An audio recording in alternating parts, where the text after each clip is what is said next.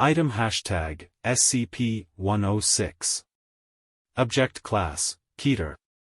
Special Containment Procedures. Revision 11-6. Revision 11-7. Revision 11-8. No physical interaction with SCP-106 is allowed at any time. All physical interaction must be approved by no less than a 2/3 vote from O5 Command. Any such interaction must be undertaken in AR2 maximum security sites, after a general non-essential staff evacuation. All staff, research, security, Class D, etc., are to remain at least 60 meters away from the containment cell at all times, except in the event of breach events. SCP-106 is to be contained in a sealed container, comprised of lead-lined steel. The container will be sealed within 40 layers of identical material, each layer separated by no less than 36 centimeters of empty space. Support struts between layers are to be randomly spaced. Container is to remain suspended no less than 60 centimeters from any surface by ELOID electromagnetic supports. Secondary containment area is to be comprised of 16 spherical cells, each filled with various fluids and a random assembly of surfaces and supports. Secondary containment is to be fitted with light systems, capable of flooding the entire assembly with no less than 80,000 lumens of light instantly with no direct human involvement. Both containment areas are to remain under 24-hour surveillance. Any corrosion observed on any containment cell surfaces, staff members, or other site locations within 200 meters of SCP-106 are to be reported to site security immediately. Any objects or personnel lost to SCP-106 are to be deemed missing/KIA. No recovery attempts are to be made under any circumstances. Note: continued research and observation have shown that, when faced with highly complex/random assemblies of structures, SCP-106 can be confused, showing a marked delay on entry and exit from said structure. SCP-106 has also shown an aversion to direct, sudden light. This is not manifested in any form of physical damage, but a rapid exit into the pocket dimension generated on solid surfaces. These observations, along with those of lead aversion and liquid confusion, have reduced the general escape incidence by 43%. The primary cells have also been effective in recovery incidents requiring recall protocol. Observation is ongoing. 106 door.png, corrosion damage on the initial recovery cell. Containment procedures have since been revised. Description: SCP-106 appears to be an elderly humanoid, with a general appearance of advanced decomposition. This appearance may vary, but the rotting quality is observed in all forms. SCP-106 is not exceptionally agile, and will remain motionless for days at a time, waiting for prey. SCP-106 is also capable of scaling any vertical surface and can remain suspended upside down indefinitely.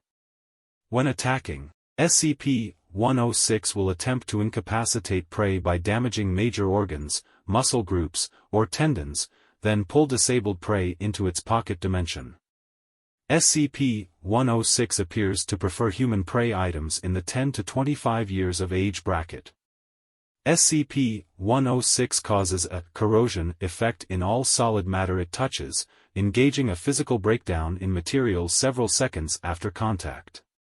This is observed as rusting, rotting, and cracking of materials, and the creation of a black, mucus-like substance similar to the material coating SCP-106.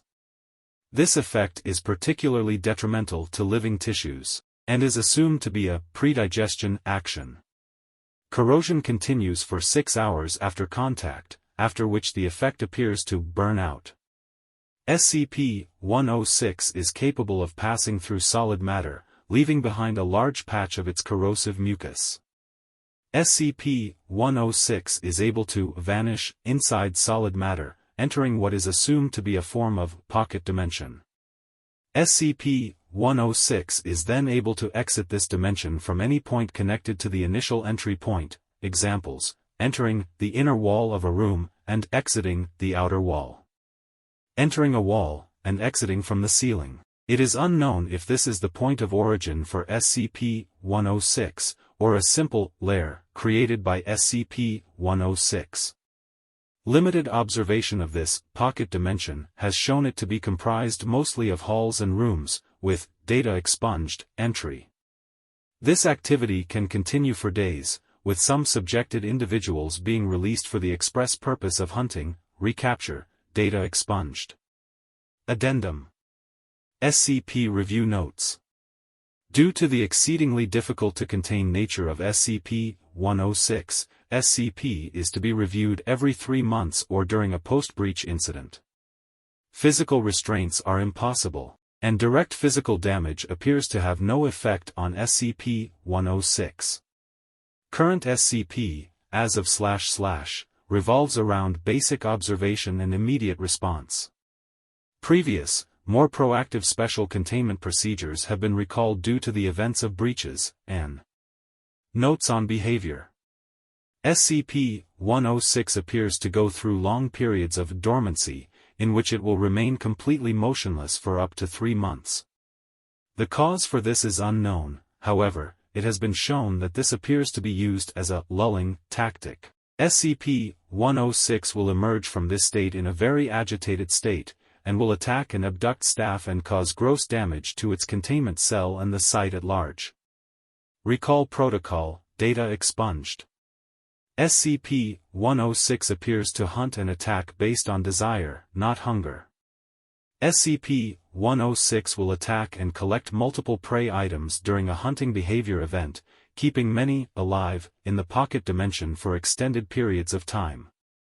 SCP-106 has no determinable limit, and appears to collect a random number of prey items during an event. The inner dimension accessed by SCP-106 appears to be only accessible by SCP-106. Recording and transmission devices have been shown to still operate inside this dimension, though recordings and transmissions are very degraded. It appears that SCP-106 will play with captured prey, and appears to have full control of time, space, and perception inside this dimension. SCP-106 appears, data expunged. Recall Protocol. In the event of a breach event by SCP-106, a human within the 10 to 25 years of age bracket will be prepped for recall, with the compromised containment cell being replaced and restored for use. When the cell is ready, the lure subject will be injured, preferably via the breakage of a long bone, such as the femur, or the severing of a major tendon, such as the Achilles tendon. Lure subject will then be placed in the prepped cell, and the sound emitted by said subject will be transmitted over the site public address system. 106 Victim Resize.png Agent, after release by SCP-106. Subject had been missing for 2 hours. Subject remained alive for 1 hour after release. SCP-106 will typically begin to gravitate toward the lure subject within 10 to 15 minutes after hearing the subject. Should SCP-106 not respond to the initial broadcast, additional physical trauma is to be administered to the lure subject at 20-minute intervals until SCP-106 responds. Multiple lure subjects may be used in the case of major breach events. SCP-106 will typically enter a dormant state after finishing with a lure subject. In addition, subjects may, data expunged,